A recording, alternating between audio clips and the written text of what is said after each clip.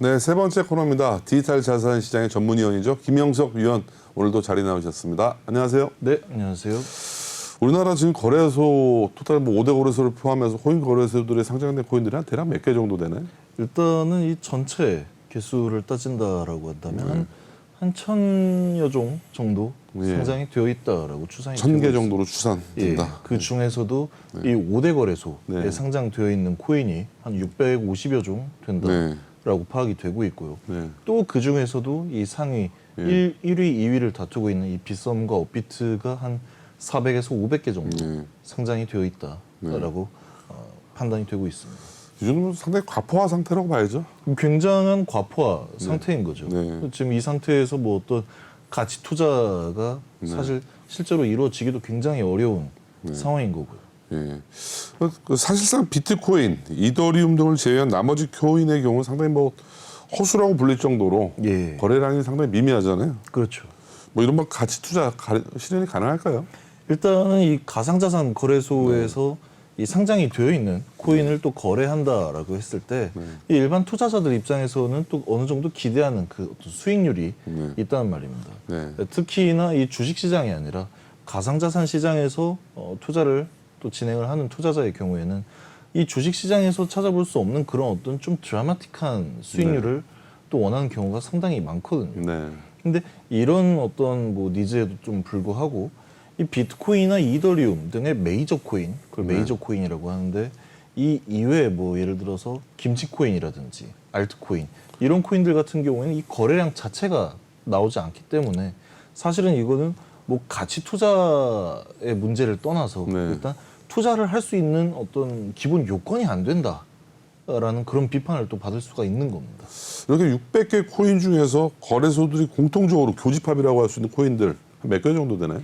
그 공통적으로 상장된 코인들이 대략 한 11종 정도. 상당히 작네요. 그렇죠. 11개면. 저도 처음에 이 파악을 하면서 혹시 내가 110개를 잘못 센 게 아닌가라고 생각을 했는데 11개. 근데 이 11개 같은 경우에도 거의 다 뭐 비트코인, 이더리움, 리플, 뭐 에이다 이런 식으로 좀 굉장히 좀 대중적인 코인들이 있지 않습니까? 예를 들어서 특히 그런 메이저 코인들 같은 경우에는 그런 코인이 없으면 투자자들이 거래소를 이용을 하지 않기 때문에 또 뭐 좀 울며 겨자 먹기로 지갑 개발까지 해가면서 상장을 시킨 경우가 태반이거든요. 그렇기 때문에 나머지는 거의 다 뭐 허수라고 판단이 될 수 있지 않을까. 결국 거래소마다 그 상장시키는 코인들이 다 다르다는 얘기네, 결국. 그렇죠. 뭐 사실상 11개면 뭐 비트코인, 이더리움, 리플, 메이저 코인들 빼면 뭐 11개 금방 채워지잖아요. 예전 같은 경우에는 이 가상자산 관련해서 상장을 할 때 이 단독 상장이다라고 하면은 굉장히 그 코인 자체에 있어서는 큰 호재였습니다. 예를 들어서 뭐 어디 거래소가 이 5대 거래소 안에 어디 거래소가 우리 코인, 우리 재단의 어떤 플랫폼의 비전을 굉장히 높게 평가를 하고 뭐 본인들만 단독으로 상장을 하기로 했다라는 게 굉장히 어떤 큰 어나운스먼트가 될 수 있었는데 지금 거의 모든 코인들이 상장을 그런 식으로 하고 있으니 딱히 어떤 차별점이 없다라는 거죠. 결국 5대 거래소 협의체죠. 닥사의 출범에 따라서 이렇게 무분별한 상장들 어느 정도 좀 이제 좀 정돈이 안 될까요? 일단 그 목적 자체가 이 닥사의 이 코인 정리하는 수순이 어디에 목적이 있느냐에 따라서 좀 많이 그 방향성이 갈릴 것 같습니다.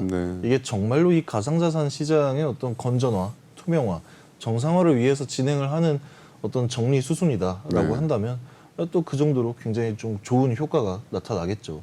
어디까지나 이게 그 거래소 차원에서 자정 활동을 벌인다는 내용이기 때문에 다만 이게 사실 이 정부의 어떤 가이드라인이라든지 이런 규제안에 디지털 자산 기본법의 어떤 눈치를 보고 단행을 하는 일이다라고 한다면 그건 좀 다른 얘기라고 할 수가 있겠습니다. 자료 화면에도 나오다시피 결국 600개 5대 거래소에 600개 넘는 코인들이 상장돼 있는데 쉽게 말씀드리면 그중에 11개밖에 없고 공통된 코인은 결국 이런 현상들은 각 거래소마다 상장 기준 매뉴얼들이 다 제각각이기 때문에 그런 거잖아요. 맞습니다. 그 이 상장 매뉴얼 같은 경우에도 사실 이 거래소가 다 다른 기업체이기 때문에 그 가이드라인이라든지 기준, 어떤 매뉴얼 자체는 다를 수가 있어요. 그게 또 이제 거래소의 색깔을 결정을 하는 그런 문제일 수도 있기 때문에 다를 수는 있겠지만 적어도 이 가이드라인이라든지 기준을 만들어놨으면 그걸 또 명확히 지켜야 되는 거예요. 네. 근데 그 대형 거래소 차원에 있어서도 제가 가끔 가다 보면은 이 코인이 어떻게 상장을 했지? 도대체 네. 어떤 뭐 다른 좀 약속이 있었던 게 아닐까? 뭐 이명 거래라든가. 그렇죠. 예. 결국 이런 그 11개 외 단독 상장된 이런 코인들 앞으로 당분간 계속 좀 청소를 해야 될 것 같아요. 맞습니다. 이렇게 결국 무더기 상장 폐지들이 최근 들어서 뭐 거래소들마다 많이 나타나고 있는데 결국 이러한 결과가 있기에는 이런 원인이 있는 거잖아요. 맞습니다. 결국 그게 무분별한 상장, 원칙 없는 상장 뭐 이런 거죠 원인이 결국. 일단 상장 자체가 너무 무분별하게 되었었다. 네. 특히 작년 3월에 무슨 일이 있었는지는 모르겠는데 코인들이 대규모로 네. 상장 폐지가 단행이 된 적이 있었죠. 네. 계속해서 상장을 무더기로 하고 상장을 무더기로 폐지하고 이게 가상자산 시장이 아직 익숙하지가 않은 네. 시장이다 보니까 이게 얼마나 심각한지를 잘 모르는 것 같은데 굉장히 큰 문제인 겁니다. 네. 왜냐하면 특히 이 상위권 거래소에서 이루어지는 어떤 거래량이라든지 이 투자 금액 그리고 이용자의 어떤 숫자가 적지 않은 수거든요. 네. 이용자 수만 하더라도 뭐 600만, 700만, 이제 800만을 보고 있는 그런 상황입니다. 근데 이런 사람들이 신규 상장한다라고 하면은 이 거래소들이 또 문자를 엄청 보냅니다. 굉장히 공격적으로 마케팅을 하거든요. 네. 그럼 오늘 무슨 코인 상장합니다. 내일 무슨 코인 상장합니다. 그럼 사람들은 보고 상장 빔을 먹을 수 있지 않을까? 또 이 단기 폭등을 또 노리고 투자를 하는 경우가 굉장히 많다라는 겁니다. 네. 근데 그렇게 상장을 했으면은 적어도 몇 년 정도는 볼 수 있는 그런 코인들을 선별해서 상장을 하든가. 보면은 정말 극단적으로는 뭐 상장 9개월 만에도 폐지가 되는 그런 코인들이 이 메이저 거래소에서도 많이 나타나고 있거든요. 네. 그런 부분들이 굉장히 좀 아쉬운 겁니다. 결국 코인과 그 프로젝트들마다 다 성격, 본질 가치들도 다 다를 것이고 성격들이 다 다를 텐데 예. 또 거꾸로 통일된 상장 매뉴얼을 만들다 보면 또 부작용이 발생될 수 있지 않을까요? 어떨까요? 일단은 통일된 상장 매뉴얼이 도대체 언제 나올지는 모르겠어요. 네네. 그거를 만드는 게 더 먼저다라고 네. 생각을 하고 있는데 이 통일된 매뉴얼이 만들어진다 하더라도 이 각기 다른 코인들의 어떤 특성을 모두 커버하기에는 굉장히 큰 무리가 있을 겁니다. 네. 특히 이 같은 거래소에 상장이 되는 코인이라 하더라도 이 코인이 어떤 뭐 빌드업된 그런 네. 어떤 체인, 바이낸스 체인이라든지 이더리움 체인, 뭐 트론 체인 굉장히 많은 체인들이 있고요. 네. 그럼 그 체인들에 대해서 이 거래소가 온전히 또 파악을 할 수가 있겠느냐라는 네. 거거든요. 이런 어떤 뭐 코인 자체에 대한 특성 그리고 이 사업적인 분야에 대한 특성, 뭐 메타버스라든지 NFT, 스테이킹, 디파이 이런 특성들을 모두 커버하기에는 굉장히 좀 어렵고 그렇게 또 많은 분야가 있기 때문에 이 통합된 가이드라인이 나오는데도 시간이 굉장히 많이 걸릴 것이다라고 예상을 하고 있는 겁니다. 그리고 5대 거래소가 만든 이 닥사 협의체가 예. 이런 무분별한 상장된 600여 종의 코인들 자신들의 거래소에 다 상장이 돼 있을 텐데 본인들이 본인 머리를 깎을 수가 있을까요? 그게 가장 큰 문제인 거죠. 네. 왜냐하면 예를 들어서 두 가지 방법이 네. 있어요. 이 겹쳐지지 않는 코인들 전부 상장 폐지를 시켜버리거나 네. 아니면 통합해서 모든 거래소들이 600개씩 상장을 다 그냥 통일시켜서 통일시켜서 하든가. 근데 네. 이 두 가지 방법 모두 다 네. 현실적으로 말이 안 되는 네. 방안이라는 말입니다. 그렇기 때문에 어느 쪽으로 가도 부작용이 상당히 크겠어요. 굉장히 크죠. 네. 그렇기 때문에 아마 중간에서 만난다 하더라도 네. 이 굉장한 지각 변동은 일어나지 않을까. 네. 그 와중에 저 자체로는 좀 판단을 하기에 이 거래소 간의 통폐합도 있을 수 있지 않을까. 코인 매뉴얼을 통합을 떠나서 거래소 간 합병 충분히 예. 뭐 또 예상될 수 있는 시나리오겠네. 그게 아니고서는 사실 이 매뉴얼을 도대체 어떻게 네. 통합을 한다라는 건지 좀 많은 연구가 필요할 것 같습니다. 최근에 뭐 해외 시세, 코인 시세들도 상당히 많이 지금 그 급락세가 이어지고 있고 국내 가상자산 업계에 상당히 큰 영향을 미치고 있는데 예. 앞으로 이런 그 코인 매뉴얼 정리라든가 이런 부분까지도 같이 법제도가 만들어지다 보면 가상자산 산업 자체가 지금 상당히 많이 흔들릴 것 같아요. 그러니까 지금 이 닥사가 굉장히 노력을 하고 있는 게 네. 이 어떤 자율 규약을 만들어서 먼저 네. 정부 차원에 제공을 하자라는 네. 그런 노력도 하고 있는 것으로 보이고 있거든요. 네. 그러니까 이 가상자산 시장에 대한 어떤 그 핸들링 문제를 논의하는 데 있어가지고 이 방법이 크게 또 두 가지입니다. 이것 또한 정부가 완전히 통제를 하거나 네. 아니면 뭐 해외, 뭐 유럽이나 이런 곳은 어떤 규제안이 거의 없다시피 하거든요. 자율적으로 거래를 하게. 그런 식으로 아예 그냥 손을 놔버리든가. 근데 우리나라 시장에서는 정부의 어느 정도 개입이 필요하다라고 생각을 하고 있고요. 그런 부분에 있어서 이 닥사와 정부 사이에 어떤 또 긴밀한 합의가 필요하겠죠. 네. 여기서 더 나아가면 이 닥사뿐만 아니라 KDA, 이 중소거래소까지도 좀 포용을 할 수 있는 그런 분위기가 되어야 한다라는 네. 게 그런 게 좀 결론입니다. 일단 산업의 기반 자체가 흔들릴 수밖에 없어요. 지금 네. 상황에서는. 어떻게 보면 흔들린다는 얘기는 한번 정화가 된다라고도 생각을 할 수가 있는 거죠. 맞습니다. 네. 결국 이렇게 메이저 코인 외에 상장 매뉴얼들이 통일되다 보면 상당 부분 600개 중의 코인들이 많이 좀 탈락이 되거나 예. 좀 사라지게 될 텐데 이러한 코인들을 하는 입장에서 거래소의 그 실적에도 많은 영향을 미치죠.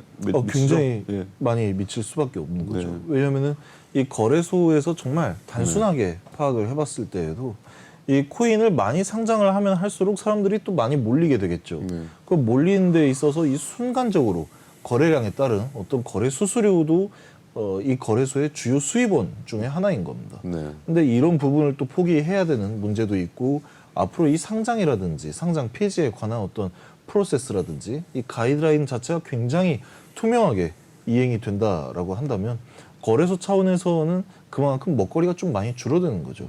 근데 굉장히 교묘하게도 최근 들어서 이 디지털 자산 기본법이라든지 특근법 이런 이슈가 발생을 함에 따라서 이 거래소들이 이 다른 신사업에 도전을 많이 네. 하기 시작을 했어요. 이게 연관이 분명히 있을 거다라고 네. 생각을 하는 거고요. 앞으로 이 거래소가 지금까지 해왔던 어떤 그런 루틴에 있어서는 어떤 수익이 좀 많이 발생을 하지 않을 것이다라고 미리 파악을 한 게 아닌가라는 그런 분석도 하고 있습니다. 어떻게 보면 이제 수익의 매출의 다변화를 지금 계속 준비를 하고 있겠어요. 거래소 입장에서도. 맞습니다. 그러니까 아직까지는 그 5대 협의체가 결국은 자율규제의 성격인데 예. 본인들 스스로가 룰을 만들어서 자율규제를 하겠다는 입장이잖아요. 예. 뭐 이런 부분이 맞게 흘러가는 건가요? 사실은 이 자율규제 같은 경우에는 정말 조심스럽게 접근을 해야 되는 네. 문제거든요. 네. 이 자율규제 같은 거를 시도를 안 했던 것도 아니에요. 네. 지금 이 자료화면 보시면 아시겠지만 이 업비트에서도 2017년도에 네. 이 자율규제안을 발표를 하면서 네. 이 가상자산 시장의 어떤 좀 건전화를 네. 이렇게 내겠다. 네. 그러면 이 정부나 업계의 규제 방향 뭐 수용하겠다. 보안이라든지 내부 네. 통제 강화를 하겠다. 네. 그리고 뭐 고객 접점 확대를 하겠다. 네. 이 부분이 5년 전에도 있었던 얘기예요. 근데 5년 동안 크게 느낀 바가 없다는 얘기인 거죠. 결국은 안이 없어서 못했던 게 아니었었네요. 안은 있지만 실행을 안 했었던 문제네요. 결국. 일단은 안도 있고 실행을 한다 하더라도 네. 이 자율 규제에 어디까지나 맡겨서는 안 되는 상황이 됐다라는 네. 그런 판단이 드는 거죠. 왜냐하면은 당장에 일단은 거래소 차원에서 우리가 자율 규제안을 만들게 하면은 그 자율 규제안 속에 큰 구속력이 없을 거다라고 네. 판단을 하는 거거든요. 분명히 뭐 서로 봐주는 부분도 있을 것이고 자기 자신에게 크게 관대한 어떤 규약도 분명히 만들 것이고 그렇기 때문에 이러한 뭐 자율 규제안을 네. 만들기 위한 노력들이 너무 많이 보이다 보니까 제 개인적으로는 이건 정부가 좀 강력하게 개입을 해야 된다라고 네. 판단을 하고 있는 겁니다. 어떻게 보면 여태까지 정부 입장 스탠스가 계속 애매하다 보니까 이런 일들이 결국 생기지 않았나 생각이 들어요. 그렇죠. 이 정부 차원에서 사실 뭐 지금까지 계속해서 어떤 공포를 또 주고 있었죠. 네. 뭐 거래소를 폐쇄를 하겠다, 뭐 코인 거래 못하게 하겠다, 다 뭐 무너질 것이다라고 계속 얘기를 했는데 이 거래소라든지 이 업계에서 종사하는 사람들 차원에서 봤을 때는 크게 어떤 임팩트가 있는 말들이 아니었거든요. 네.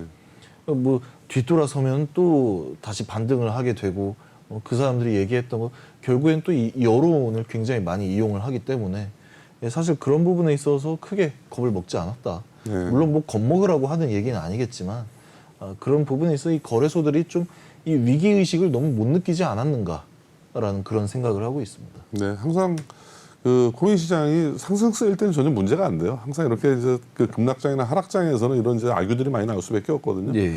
지금이라도 빨리 하루빨리 소액고 외양간을 빨리 고쳐야 되는 마음으로 제도를 정비해야 되지 않을까 생각이 됩니다. 맞습니다. 네. 오늘도 김명수 자문위원 고생 많으셨습니다. 예, 네. 감사합니다. 네.